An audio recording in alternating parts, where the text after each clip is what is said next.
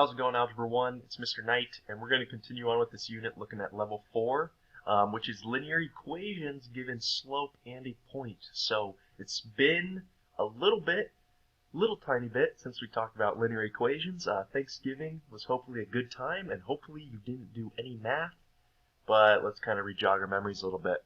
Again, the equation of a line is that good old-fashioned y equals mx plus b, where m represents our slope, b represents our y-intercept, that point where it crosses the y-axis, and then we have x and y, we have an input and an output. That has not changed. But what if we didn't know what b was? What if we wanted to write out a linear equation if we had all this information but we didn't know what b was? Because typically in the past, we just need our slope and our b. Well, if we don't have b, maybe there's a way we can find it. So that's what we're going to work on today, mainly. So you're going to see problems like this, where it gives you a slope, and then it gives you a point that that line is going to go through. So again, our slope, we know that's m. That's going to be m equals 2. And so if I were to write out my equation of my line, I could write it out as y equals 2x plus, well, we don't know what b is, right? That's kind of the whole point of this. We're trying to figure out what that is. Well, if I want to find what b is, it'd be really nice if I knew what x and y were.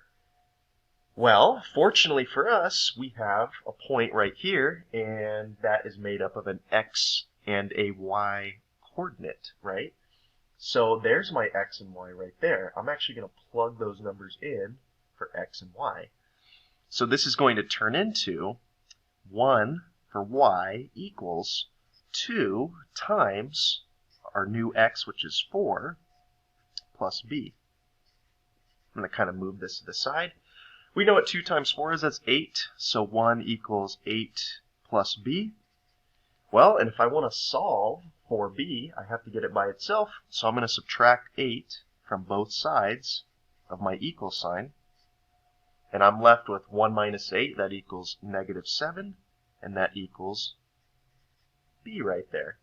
So the equation of my line, when all is said and done, the final equation of my line, now that I know what b is, it's going to be y equals 2x minus 7. And there we go. That is what I was looking for. Okay? So the whole point of this lesson is to get a linear equation just knowing the slope and the point. That's really all we need to get us going. So let's continue getting practice with that, because that was probably just a little different than what we've been seeing. So now let me give you another example. I'm going to give you quite a lot of examples. Okay, this first one. Now our slope is 1/2, so we're dealing with fractions. And I know that our point is going to be 2, 4, so I'm going to label that x and y.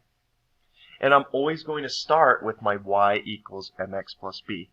That's never going to change, right? We're just trying to get the equation of the line with this slope that goes through that point.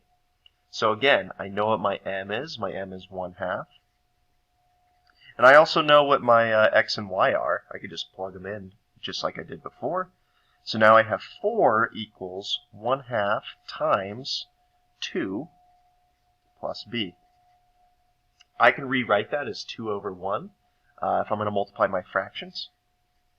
So 4 equals 1/2 times 2 over 1. If I were to do that, I get 2 over 2, which would just simplify to 1, and then plus b. So again, you got to get b by itself. I'm going to subtract 1 from both sides, and I get 3 equals b.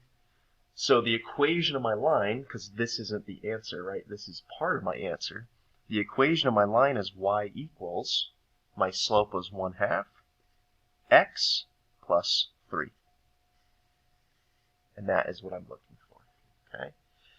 Let's see it one more time. Again, slope, same thing as a fraction. M equals 2/3. I have my x and my y coordinates. And I'm going to go ahead and I'm just going to start plugging that stuff in right away. Okay? So I know y equals mx plus b. So I'm going to have 0 equals m x plus b. Don't know what b is. Okay, 0 equals, I'm going to put this negative 6 over 1. So I get 2 times negative 6 is negative 12, over 3 times 1 is 3. And, of course, that guy can actually simplify. That is negative 12 divided by 3. That equals negative 4 plus b. And then finally, I just need to add 4 to both sides of my equal sign. So when I do that, I'm going to end up getting 4 equals b. And now my equation, my line is y equals 2/3 x plus 4. I am donezo. All right, I want you guys to try one on your own. Give it a shot. I want you guys to try to find the equation of the line given a slope of negative 3/4 and a point negative 8, negative 1. Give it a shot. You got it. Go. All right, we're back. Let's take a look. So again, m equals negative 3/4. Here's my x, here's my y. I'm going to plug everything in like I have been. So y equals negative 1 equals mx negative 3/4 times negative 8. And of course, I'm going to put it over 1 plus b. Let's go ahead and multiply. Let's watch our signs. This might have been the biggest problem we might have encountered. Negative 3 times negative 8 is a positive 24 over 4 times 1 is 4. And so I can reduce 24 over 4 to 6. And so I'm going to get negative 1 equals 6 plus b. And I got to subtract 6 to both sides.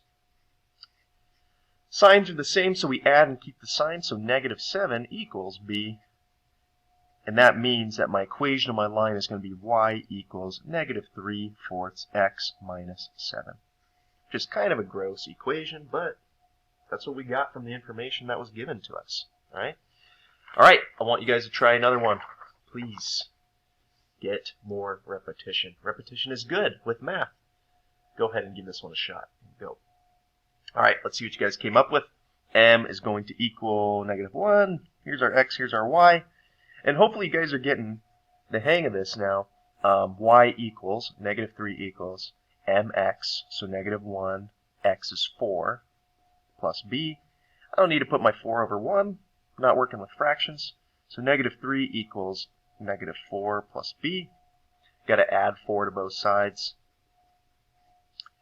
Signs are different, so we subtract 4 minus 3 is 1. Keep the sign of the bigger number was positive, so it is a 1 equals b.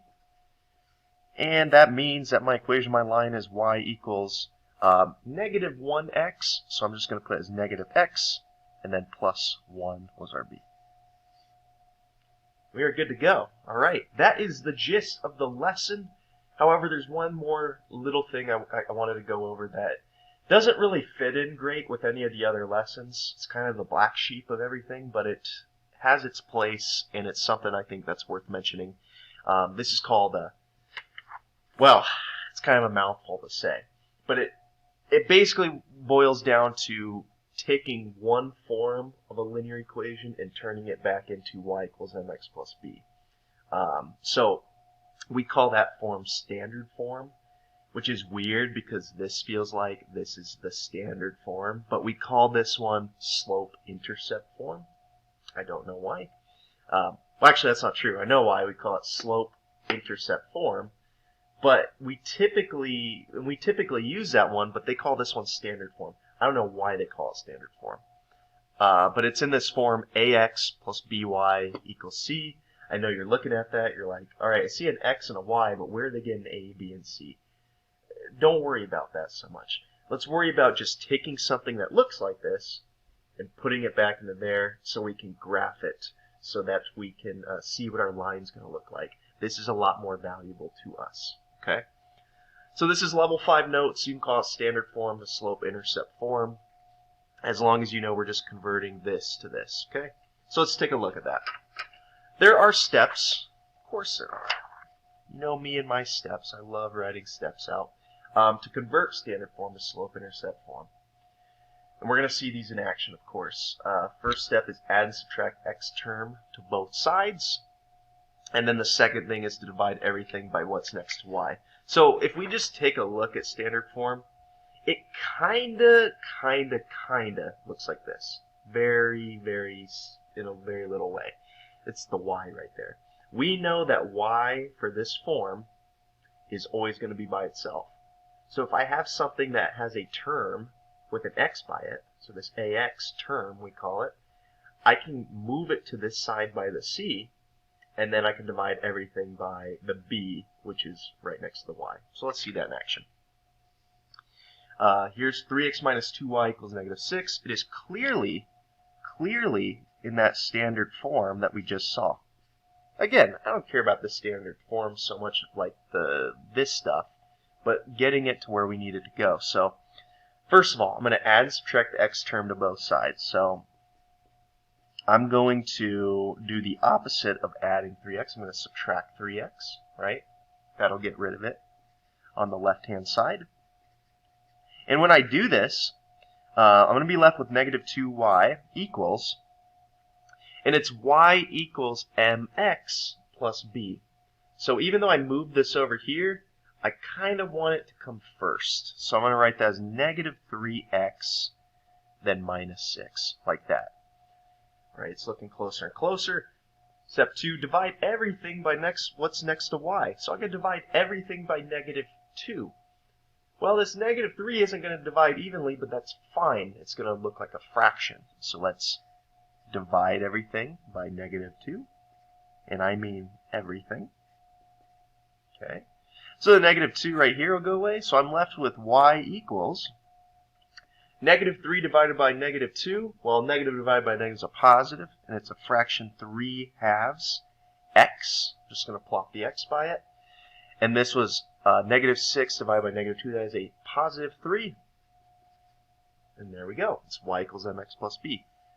Nothing too crazy as long as you follow these steps. Okay, it just looks different. See it again. Something a little bit less intimidating, right?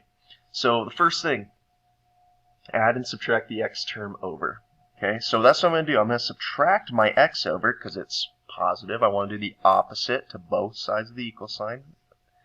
We're in week 15 and we're still saying that. That's how important it is. And we're left with y equals, again, my x is going to come first, negative x plus 3. Step 2, divide everything by what's next to y. There's nothing next to y. There's a 1, but it's not going to matter if I divide everything. So we are done. That is good to go. The slope is negative 1 if there's a negative in front right there. Okay? Now, on your homework, this is what you'll see. You'll get your standard form to slope-intercept form, just like we did, and then I want you to graph it. This is basically what we did last week, where I give you the equation, and I want you to actually graph it. Well, this isn't too bad. Remember, all we need is our slope, and we need our y-intercept, our starting point. So the y-intercept, I'm going to go to plus 3. So plus 3 will be right here. And my slope is negative 1. Now, as I rise over run, I can represent that as negative 1 over 1. So now I have a rise over run. So I'm going to go down 1, and I'm going to go to the right 1. And there we go. I only need 2 points to sketch my line. And I'm good to go. All right. So just a little review from last week, too, over kind of what we did. So I want you guys to try this one. I want you to convert this guy to y equals mx plus b form. So I want you to try to make it look like this. And once you get it to look like slope-intercept form, go ahead and graph that. And let's see what you come up with. Go. All right, we're back. So first things first, got to get this 4x over to this side. The opposite is to subtract 4x. Both sides. So I'm left with negative y equals x is going to come first. Like this. And now the last thing I got to do is divide everything by negative 1. There's technically a negative 1 right here. So when I do this, I get y equals, these are going to make a positive 4x, and this is going to make a positive 4. And there's the equation of our line slope-intercept form. Now let's graph that bad boy. Y equals 4x plus 4. Our starting point is the y-intercept, which is this plus 4. So I come up here to 1, 2, 3, 4. My slope is 4. I can write that as a rise over run, 4 over 1. Now, if I go up 4 and over 1, I can totally do that. There's nothing stopping me. But let's say I want to go down. Well, if I go down 4, to make the slope stay positive, the bottom's got to be negative as well. So I can represent it like that, and that's what I'm going to do. So I'm going to go down 4, and then -1 for my run. I'm going to come to the left 1. And there we go. If you did it the other way, like you went the positive direction, again, totally fine. Just taking what was given to me, which was what I drew. It was actually my fault, so no biggie.